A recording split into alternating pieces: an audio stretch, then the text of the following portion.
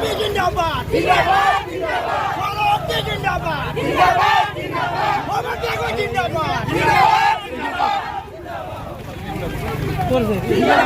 আগত কংগ্ৰেছৰ দিনত এটা নিৰাশাৰ বাতাবৰণ আছিলে ঘোষ গাছ নহলে চাকৰি বাকৰি নহয় এতিয়া নিজৰ জোৰত নিজৰ মেধাৰ ভিত্তিত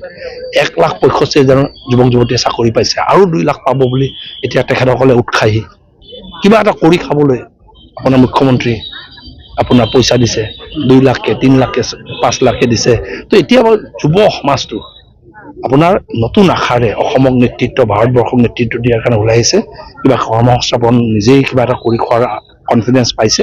মই ভাবো যে এনেকে অসমখন আগুৱাই গ'লে মই ভাবো যে অসমৰ ভৱিষ্যতটো সুন্দৰ হ'ব আৰু সেইকাৰণে মই আশা ৰাখিছো জনগণে বহুত আগতকৈ আমাক যোৱাবাৰ 1,12,000 বিৱৰণ জিকাইছিলে তেতিয়া ডাঙৰ সমষ্টি আছিলে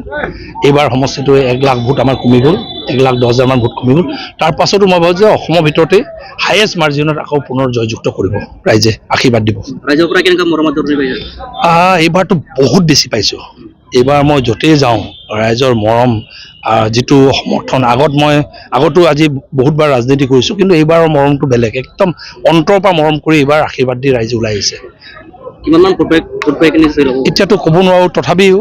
যোৱাবাৰ যিমান এইবাৰ যে ৰিয়েকশ্যন যোনটো আছে যোৱাবাৰতকৈ বহুত ভাল হ'ব আমাৰ ভাৰতীয় জনতা পাৰ্টীৰ ৰাষ্ট্ৰীয় নেতৃবৃন্দ আৰু ভাৰতীয় জনতা পাৰ্টি অসমৰ আমাৰ নেতৃবৃন্দ তেখেতসকলৰ আশীৰ্বাদ যে আৰু এটা সুযোগ দিছে আৰু তেখেতসকলৰ আশীৰ্বাদ আৰু সুযোগৰ কাৰণে আজি নমিনেশ্যন দাখিল কৰিব আহিলোঁ গোটেই ৰাইজ আজি জোনাই সমষ্টিৰ প্ৰত্যেকটো বুথৰ পৰা আমাৰ কাৰ্যকৰ্তা সমৰ্থক আহিছে যে আশীৰ্বাদ দিবলৈ এই শুভ দিনটোত আৰু আমি আশা ৰাখিছোঁ অহা দিনবোৰত যোৱা 5 বছৰ যেনেকৈ আমি ৰাইজক সেৱা কৰিছোঁ আন্তৰিকতাৰে সেৱা কৰিছোঁ নিষ্ঠাৰে সেৱা কৰিছোঁ যিমান পাৰোঁ কৰিব চেষ্টা কৰিছোঁ ৰাইজৰ কাম দিনে ৰাতি এক কৰি আৰু যিখিনি ভাল কাম ভাৰতীয় জনতা পাৰ্টীৰ আৰু আমাৰ ভাৰতৰ প্ৰধানমন্ত্ৰী মোদীজী নেতৃত্বত হৈ আছে আৰু আমাৰ শ্ৰদ্ধাৰ জননেতা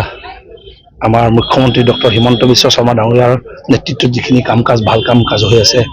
একেবাৰে তৃণমূল পৰ্যায়লৈকে এটা দুখীয়া মানুহকো আমি এৰি দিয়া নাই 4 লেনো হৈছে 1200 কোটি টকীয়া 4 লেনো হৈছে কিন্তু বানপানীও নিৰ্মূল হৈছে ৰাস্তা পদূলিও হৈছে হস্পিটেল হৈছে স্কুলো হৈছে কিন্তু কথা এটা হ'ল একেবাৰে দৰিদ্ৰজন চবকে হাতত হাত ধৰি অৰুণোদয়ৰ পৰা আৰম্ভ কৰি উদ্যমিতাৰ পৰা আৰম্ভ কৰি চাউল দালি চেনি আপুনি নিমখৰ পৰা আৰম্ভ কৰি এনেকৈ সকলো দিশত বেমাৰ আজাৰ চোৱাৰ পৰা আয়ুষ্মান ভাৰতৰ পৰা আৰম্ভ কৰি আমাৰ যুৱ সমাজক নতুন আশাৰে আকৌ নেতৃত্ব নতুন আশাৰে যুৱ সমাজ অসমত এতিয়া আগবাঢ়ি আহিছে নহ'লে